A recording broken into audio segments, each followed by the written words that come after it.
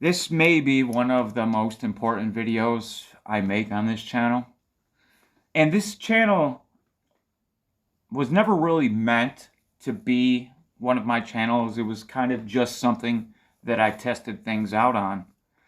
But being that it seems that a lot of what I say is somehow censored and shadow banned, I thought, well, being that this one is still quite a bit under the radar, I'll just use this channel. And thank you for viewing this. All I ask is what everybody else asks, right? Because we are working with or against an algorithm depending on how you view things.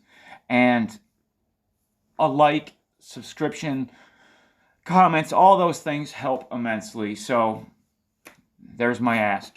This is from the United Nations, really who should be at this point running the world. They seem to have the answers, them and the World Health Organization, of course. That doesn't just happen by accident. That's from the genius of people like Bill Gates and others that are like-minded. Genocide Prevention Advisor warns of global threat posed by hate speech. And you need to take notice because, well, we're talking about genocide here. We're talking about the mass elimination of groups of people. And why? Because people are speaking hateful things. Hateful things. And I don't care where you live. Oh, you live in America? And you think you can just shoot off the hip these words that offend people? Do you like being offended? No. Does that cause genocide? Absolutely. Absolutely. Every single time you say something that hurts somebody's feelings, somebody in Africa dies. That's the way it works. And that's why this advisor, brilliant as he is, has taken note and started raising as much attention to this important topic as you possibly can. Let me go through some of it. Alice Natiro, Special Advisor to the Secretary of Prevention of Genocide, and what could you imagine having such a title? What a wonderful title to have. The prevention of genocide? You alone, sir. You alone should be credited for saving countless lives with your important work, showing how just speaking is killing people. Hate speech also reinforces discrimination, stigma, dehumanization, and marginalization. So even if genocide isn't enough for you to stop saying things, just stop talking, probably, because you don't know what much you could sit there and act like you are up to nothing but good. But are you familiar with every culture on this planet? No. And how do you know somebody wouldn't be offended by what you're saying? Oh, have a good day? You think that's not hate speech to somebody out there? If somebody takes pride in having bad days every day, hate speech would be saying have a good day. You're killing that person. And everybody that thinks like them, that's genocide, and that's the genius of Alice Natiro and the United Nations. Her briefing was presented in the context of Resolution 2686, adopted unanimously, because everybody knows how important that is, in June 20 of 23 on tolerance and international peace and security. Now keep in mind, the United States is basically the leader of the United Nations. So when you see these types of things taking place, you can be assured that the good old US of A is behind much of it.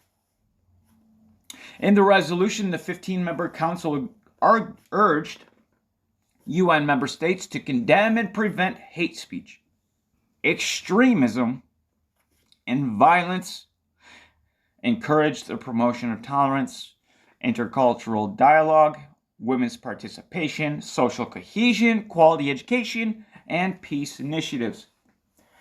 And judging by the track record of the United Nations, I'm sure they mean every bit of it. Absolutely mean every bit of it. Hate speech and disinformation. In ongoing crises or conflict situations, hate speech intensifies existing tensions and vulnerabilities. It's like throwing gasoline on a fire, right?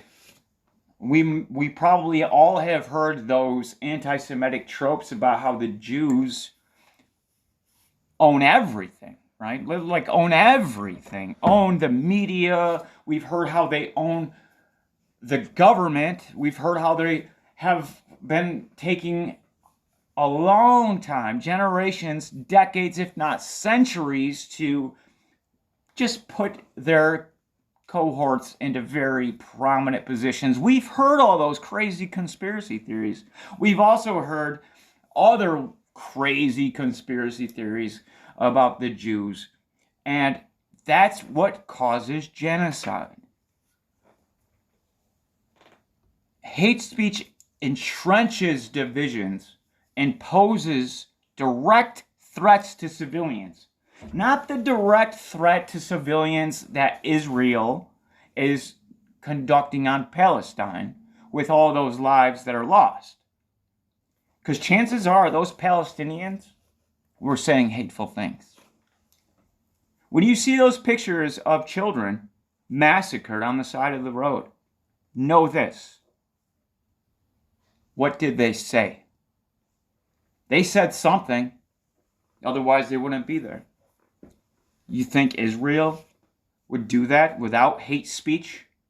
They themselves have been through a genocide.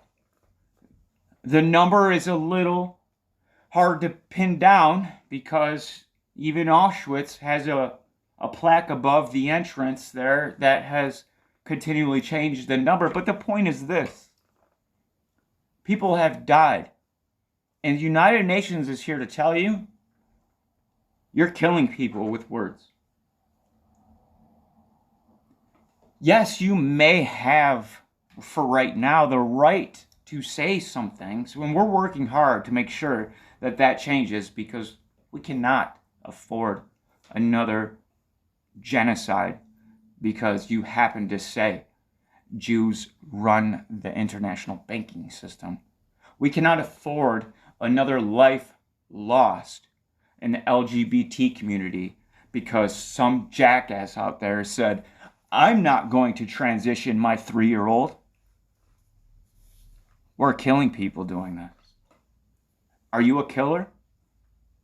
Are you a murderer? Or are you a good person?